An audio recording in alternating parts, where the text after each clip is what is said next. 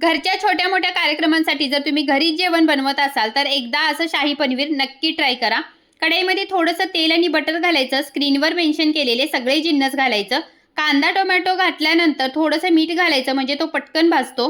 चांगलं परतून घेतल्यानंतर याच्यामध्ये पाणी घालायचं. 2-3 मिनिटं हे सगळं शिजवून घ्यायचं. आता याच्यामधलं तमालपत्र आणि मोठी वेलची काढून टाकायची. बाकीचं सगळं मिक्सरमधून स्मूथ पेस्ट करून घ्यायची किंवा गाळणीतून गाळून घ्यायची. आता कढईमध्ये तेल घालून काजूगर परतून घ्यायचे. कढईमध्ये तेल आणि बटर घालायचं. जिरं, हळद, काश्मीरी लाल घालायची आणि लगेचच केलेली प्युरी घालून 2 मिनिटं ही प्युरी शिजवून घ्यायची. मग याच्यामध्ये पनीर, चवीनुसार मीठ, पिठी साखर, कसुरी मेथी, काजू घालायचं. फेटलेली मलाई घालून चांगलं मिक्स करून घ्यायचं. 4-5 मिनिटं ही भाजी शिजवून घ्यायची. मस्त घरच्या घरी आपली इथे शाही पनीर बनून तयार होतं. तर महागड्या हॉटेलमधून भाज्या मागवण्यापेक्षा घरच्या घरी आपण अशा भाज्या तयार करू शकतो. तर नक्की ट्राय करा. रेसिपी आवडली असेल तर लाईक, शेअर, सबस्क्राईब